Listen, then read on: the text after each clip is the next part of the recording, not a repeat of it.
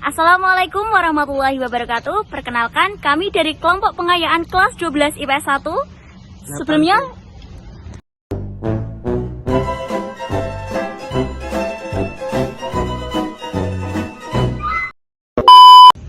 Assalamualaikum warahmatullahi wabarakatuh. Perkenalkan, kami dari kelompok pengayaan kelas 12 IPS 1. Sebelumnya, suaranya 80 ke atas. Nah, sebelum kami memulai videonya, izinkan kami memperkenalkan diri terlebih dahulu. Saya Indah Nugrini Cahayasari dari absen 20. Halo, saya Indra Darmagung, nomor absen 21. Saya Saskia Zaki, nomor absen 30. Hai, saya Marsha Bilqis Sabara, nomor absen 24. Saya Bima Sandaya, nomor absen 9.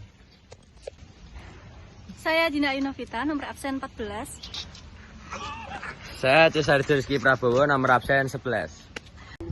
Pada kesempatan kali ini kami akan memulai sesi tanya jawab seputar materi tentang kehidupan politik dan ekonomi masa pemerintahan Orde Baru.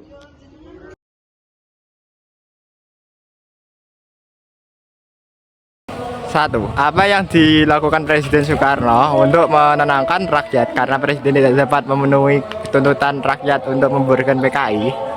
Yang dilakukan oleh Presiden Soekarno adalah merevisi menteri yang sebelumnya Menteri Dwi Kora berubah menjadi Kabinet Menteri 100. Dua, apa itu resimen Cakrabiwara? Resimen Cakrabirawa adalah resimen yang berisi dari gabungan TNI Angkatan Darat, Angkatan Laut, Angkatan Udara, beserta kepolisian yang bertujuan untuk mengamankan atau menjaga keamanan Presiden Republik Indonesia pada zaman Soekarno. Tiga, kapan dan bagaimana nama Super Semar muncul? Nama Super Semar muncul di saat Presiden Soekarno menandatangani surat perintah pada tanggal 11 Maret atau SP 11 Maret. Empat, apa isi Super Semar? Super Semar berisi pemberian mandat pada Legend Soeharto yang bertujuan untuk memulihkan wibawa pemerintahan pada saat itu. Yang terakhir, apa tindakan pertama yang dilakukan oleh Soeharto setelah menerima surat perintah tersebut? Yang dilakukan Soeharto pertama kali setelah menerima surat perintah 11 Maret tersebut adalah Soeharto membubarkan dan melarang seluruh organisasi yang berasa sama dengan PKI. Tepatnya dimulai pada tanggal 12 Maret 1966.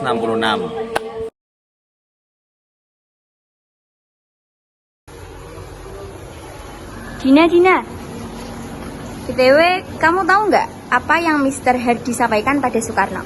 Mr. Hardy ini memohon dan meminta Soekarno untuk mengakhiri dualisme kepemimpinan negara.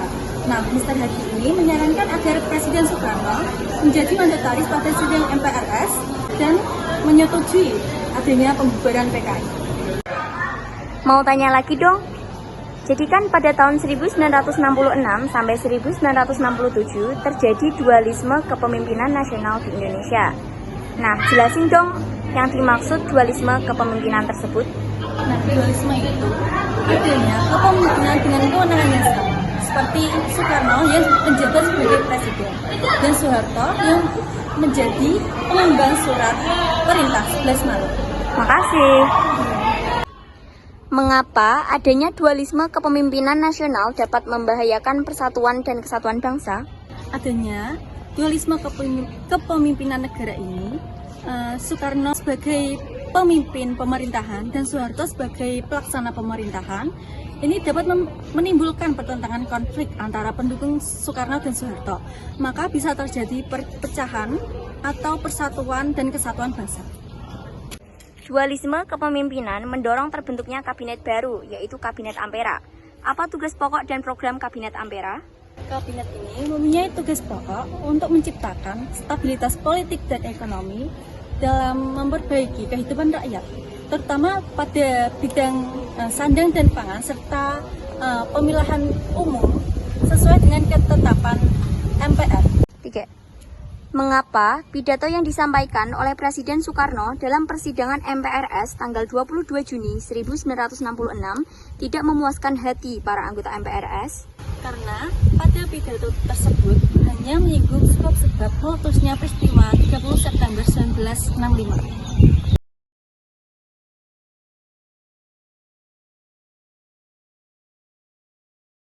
Di sini saya akan menjawab pertanyaan dari Marsha. Hai, jadi saya ingin bertanya nih Kak, apa tujuan diselenggarakannya penataran P4?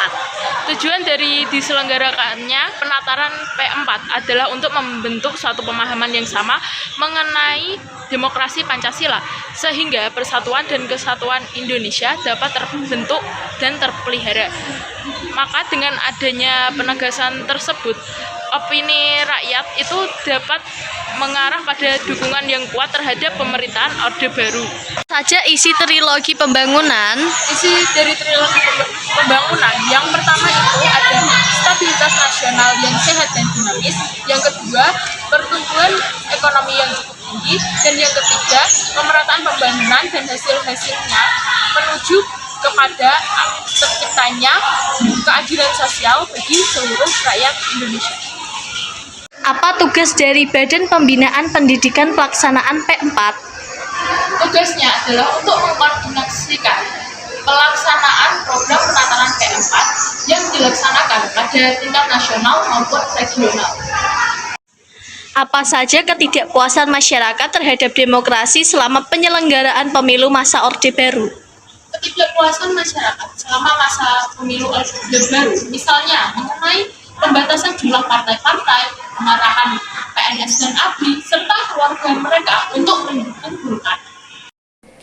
Pada masa pemerintahan Orde Baru dilakukan penyederhanaan partai. Bagaimana penyederhanaan partai tersebut? Realisasi dari penyederhanaan partai dilakukan pada saat sudah umum MPR pada tahun 1973. Pada saat itu ada Nahdlatul Ulama, Partai Muslimin Indonesia, Partai Syariat Indonesia, dan PIPerti yang bergabung dalam PPP, yaitu Partai Persatuan Pembangunan. Dan ada pula Partai Katolik, Partai Kristen Indonesia, Partai Nasional Indonesia, dan Partai Murba yang tergabung dalam PDI atau Partai Demokrasi Indonesia.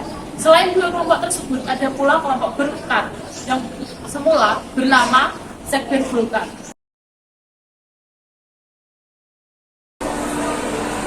Mengapa reorganisasi dalam tubuh ABRI dilakukan? Reorganisasi dalam tubuh ABRI dilakukan karena dalam tubuh ABRI terdapat konflik internal sejak masa demokrasi terpimpin. Yang kedua, apa tujuan ditetapkannya Undang-Undang Penanaman Modal Asing atau PMA? Tujuan dari ditetapkannya undang-undang tersebut adalah untuk mempermudah izin bagi investor asing yang ingin menanamkan modalnya di Indonesia. Yang ketiga, apa tujuan dilakukannya diplomasi ekonomi ke luar negeri? Jadi tujuan dilakukannya diplomasi ekonomi ke luar negeri adalah untuk menegosiasi ulang tentang jadwal pembayaran utang luar negeri Indonesia. Hai, jadi aku mau jawab pertanyaan dari Saskia mengenai Orde Baru. Apa prioritas pertama yang dilakukan pemerintah Orde Baru untuk rehabilitasi ekonomi? Nah, prioritas pertama yang dilakukan oleh pemerintah yaitu untuk mengendalikan hiperinflasi dengan dibentuknya APBN berimbang. Yang kelima, apa yang membuktikan kalau pemerintah berhasil menarik simpati beberapa negara mengenai kondisi ekonomi Indonesia yang sedang terpuruk? Nah, hal itu dibuktikan dengan dibentuknya suatu konsorsium yang bernama Intergovernmental Group Indonesia atau IGGI yang diketuai oleh Belanda.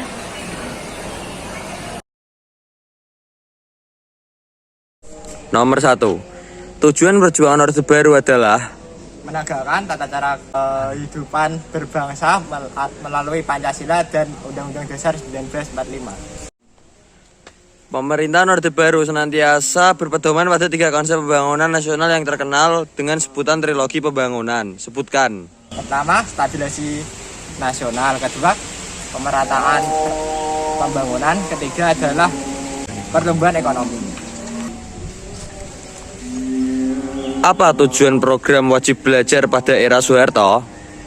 memberi kesamaan bagi seluruh rakyat Indonesia mulai umur 7 sampai 12 tahun untuk mendapatkan pendidikan yang stabil dan seimbang.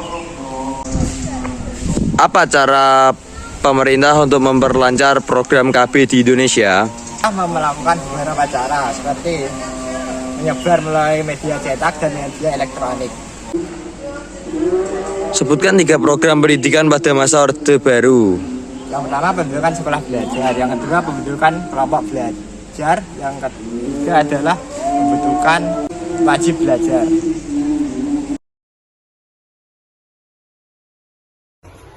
Dre, Oh iya.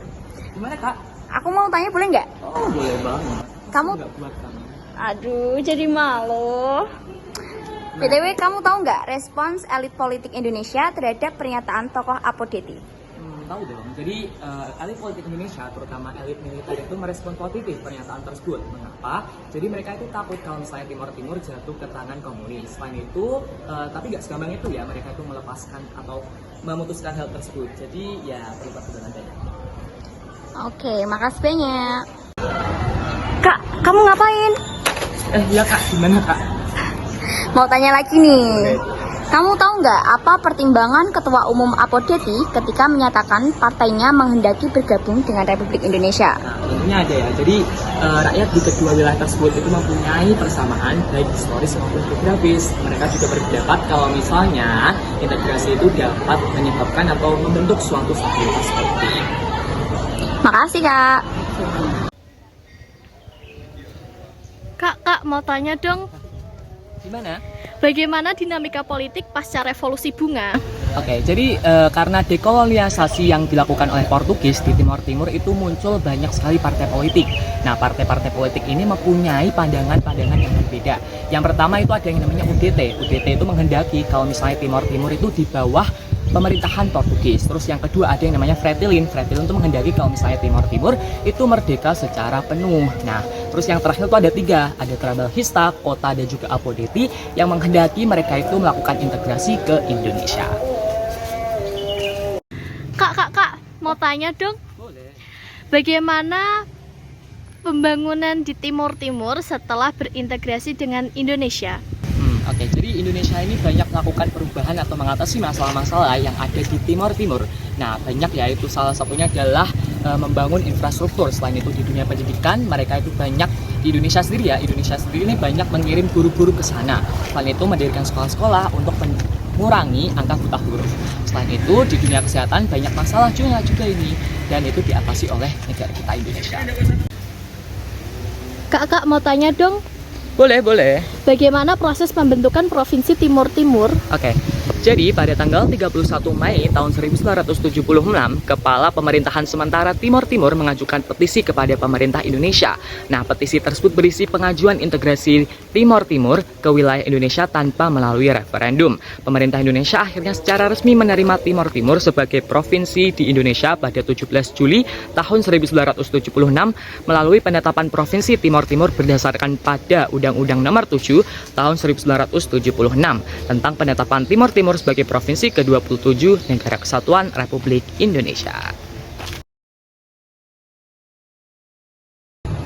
Kak, mau tanya kak? Banget nih, apa nih? Oke, jadi katanya Bu Mega. Enggak ya.